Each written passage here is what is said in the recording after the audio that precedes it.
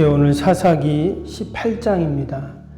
사사기는 1장에서 16장까지 12사사에 대한 그런 내용이 나오고 17장부터는 사사기의 부록과 같은 말씀이 나온다고 했죠.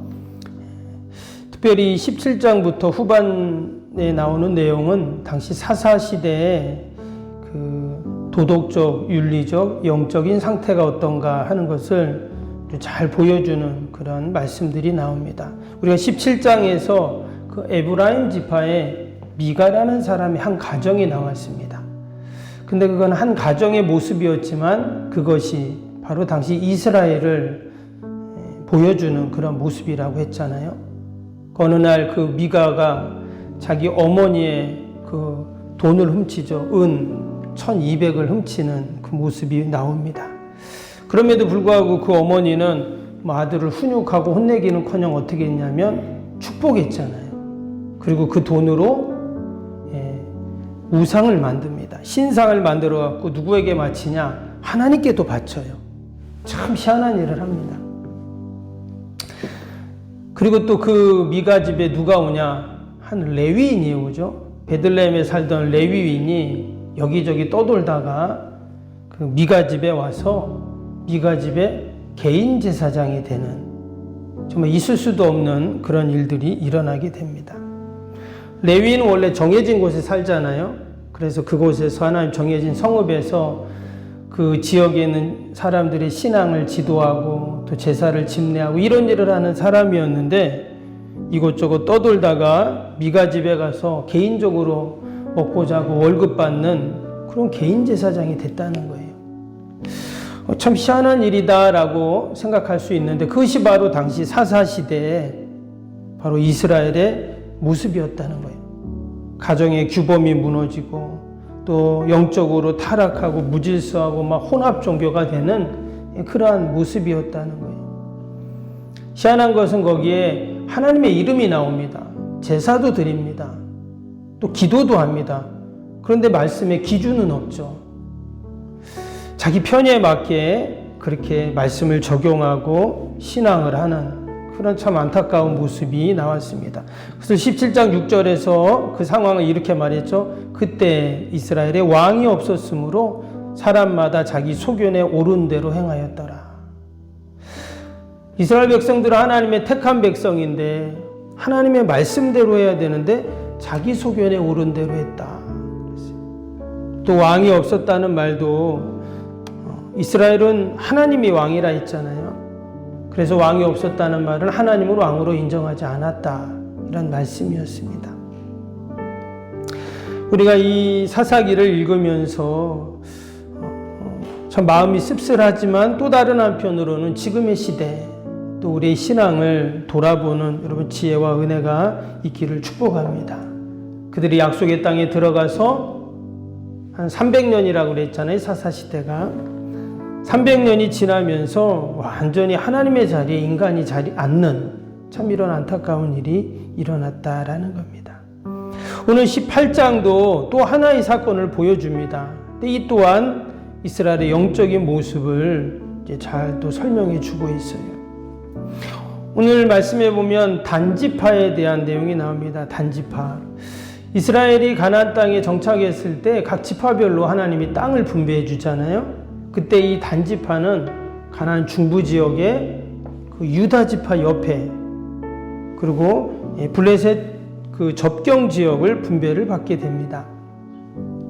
근데 우리가 여호수아에서 읽었지만 당시 이스라엘이 가나안 땅을 정복할 때 어떻게 했죠? 먼저 가나안의 이 대표적인 지파들을 이렇게 몰아내잖아요. 그리고 땅을 진배받고 각 지파별로 그 지역에서 또 다시 전쟁을 하잖아요. 그래서 이제 그 땅을 이제 차지하게 되는데 이 단지파는 지금 1절을 볼까요? 1절에 뭐라고 했냐면 1절에 이렇게 시작이 되고 있어요. 18장 1절 보시면 그때 이스라엘에 왕이 없었고 단지파는 그때 거주할 기업의 땅을 구하는 중이었으니 이는 그들이 이스라엘 지파 중에서 그때까지 기업을 분배받지 못하였음이라 이렇게 나옵니다. 분명히 하나님께서 각 지파별로 땅을 다 분배해 주셨다고 여호수아서에 나왔는데 지금 여기에는 단지파가 그때까지 기업을 받지 못했다 이렇게 지금 기록을 하고 있어요. 왜 이렇게 지금 말하나? 분명히 다 주셨는데 왜 기업을 받지 못했다고 했나? 이 말은 말씀드린 것처럼 그들이 그 지역에 갔지만 여전히 그 가나안 족속, 이방 족속들을 몰아내지 못했다라는 거예요. 정확히 얼마큼 시간이 지났는지는 모르겠지만 그들이 그 땅을 온전히 지금 차지하지 못했다 하는 거예요. 근데 그도 그럴 것이 이 단지파 옆에는 누가 있다고요? 그 블레셋이 있단 말이에요. 당시 블레셋은 철병거가 있었습니다. 그러니까 철기 문명으로 강력한 이방 민족이었거든요. 근데 그 옆에서 지금 이 단지파가 그들을 몰아내지 못하고 도리어 그들에게 쫓겨날 그러한 상황인 거예요. 원래 이 단지파는 되게 용맹스러운 지파입니다. 여러분 삼손이 어디 지파예요? 삼손이 단지파거든요. 그래서 우리가 앞에서 삼손이 그 블레셋 지경에 가서 그 블레셋 사람들을 막 죽이고 몰아내고 막 이런 일들 막 일어났었잖아요. 그런 용맹스러운 지파가 이 단지파인데 오늘 2절을 볼까요? 2절에 뭐라 했냐면 단 자손이 소라와 에스대올에서부터 그들의 가족 가운데 용맹스러운 5사람을 보내어 땅을 정탐하고 살피게 하며 그들에게 이르되 너희는 가서 땅을 살펴보라 하며 그들이 에브라임 산지에 가서 미가의 집에 이르러 거기서 유숙하니라. 이 단지파 사람들이 이제 어떤 생각을 했냐면 우리 이사 가자 그런 거예요. 이게 도대체 이 땅에서는 우리가 살 수가 없으니까 딴 데로 우리가 이주하자, 보따리 싸자 그런 거죠. 그러면서 어디로 갔냐? 여기 보니까 에브라임 산지에 가서 그랬어요. 이 에브라임 산지는 저 이스라엘 북쪽입니다. 지금 이 단지파는 중부 지역에 있거든요. 근데 지금 저 북쪽에 있는 에브라임 산지까지 지금 이사를 가자 이러는 거예요. 그러면서 그 옛날 그 모세가 가데스 바냐에서 이렇게 정탐꾼을 보내잖아요. 그것처럼 지금 정탐꾼을 보냅니다. 단지파 사람들을 뽑아가지고 5명을 뽑아서 니네들이 저 위에 한번 찾아봐라. 우리가 이사 갈 땅을. 그래서 갔다 왔다는 거예요. 우리가 이 말씀을 보면서 지금 단지파 사람들이 결국은 어떻게 하는 거예요?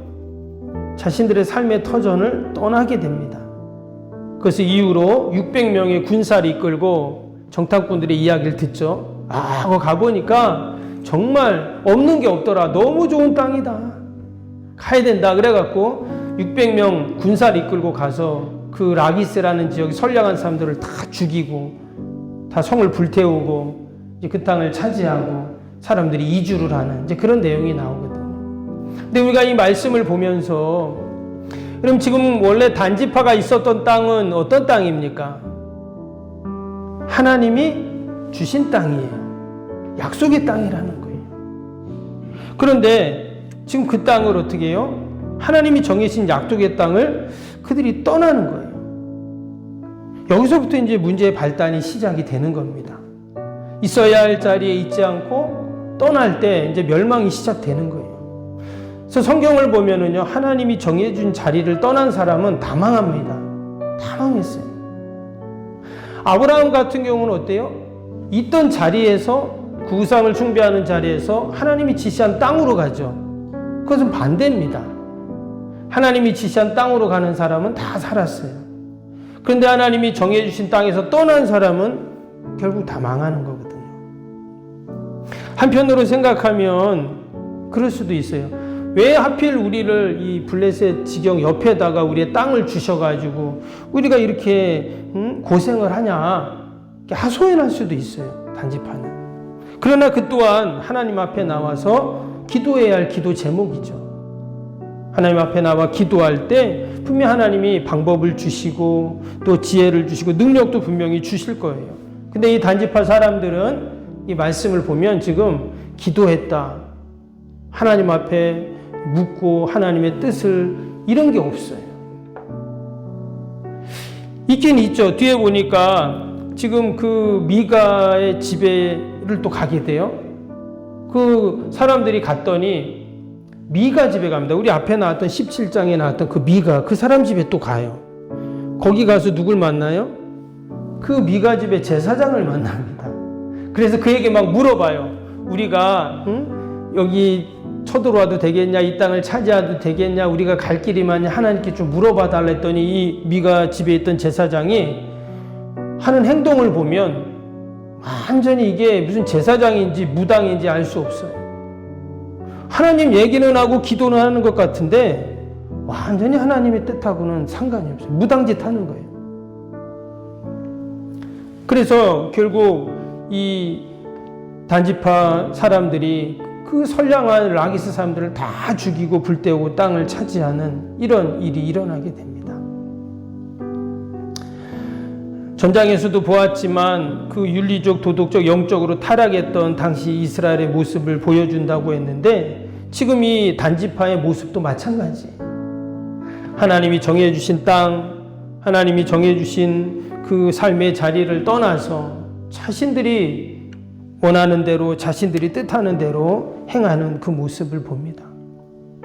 더욱이 이 미가 집에 있었던 그 제사장, 여기 보면 참 19절에 희한한 얘기가 나옵니다. 19절 볼까요? 19절에 그들이 그에게 이르되 잠잠하라, 내 손을 입에 대라, 우리와 함께 가서 우리 아버지와 제사장이 되라. 내가 한 사람의 집에 제사장이 되는 것과 이스라엘의 한 지파 한 족속의 제사장이 되는 것 중에 어느 것이 낫겠느냐 하는지라. 이 단지파 사람들이 이 제사장에게 제안을 합니다. 어떤 제안을 하냐면, 야, 너가 지금 이 미간의 집 개인 집의 제사장 되는 것보다 한 지파의 제사장 되는 게 훨씬 좋잖아. 응? 우리 쪽으로 와 하면서 스카웃을 하는 거예요. 그랬더니 또 이 사람이 제사장이 뭐라고 합니까? 20절 보세요. 그 제사장이 마음에 기뻐하여 에봇과 드라빔과 새긴 우상을 받아가지고 그 백성 가운데로 들어가니라. 또 이 제사장이 아이고 감사합니다 하고는 이 단지파를 또 따라갑니다. 아니, 기가 막힌 상황이죠. 지금 하는 행동이.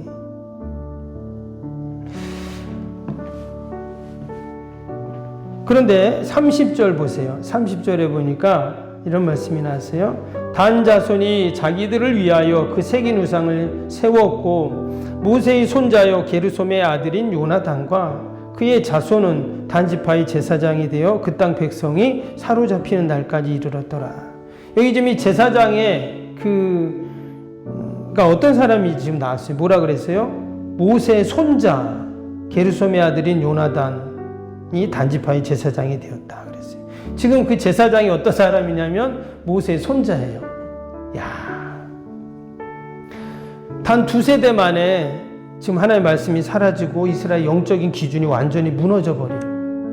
다른 사람도 아니고 지금 모세의 손자가 이런 지금 그가 지금 제사장인데 이런 모습으로 하고 있어요. 여러분, 우리가 이 사사기를 읽는 이유가 분명히 있습니다. 우리가 더 하나님 앞에 말씀으로 견고히 서 있어야 됨을 얘기해요. 그리고 우리의 다음 세대들 또 우리의 자녀들에게 이 하나님 말씀을 잘 전수해 주어야 한다는 것을 또 깨닫게 하시죠. 우리가 오늘 하루도 하나님께서 우리에게 맡겨주신 삶의 자리 또 사명의 자리를 잘 지키고 또 하나님의 말씀을 잘 간직하고 또 오직 하나님께만 영광 돌리는 저와 여러분이 되시기를 주님의 이름으로 축복합니다. 우리 오늘도 말씀 생각하면서 함께 기도할까요? 주일 기도 함께 하겠습니다. 주일 기도입니다.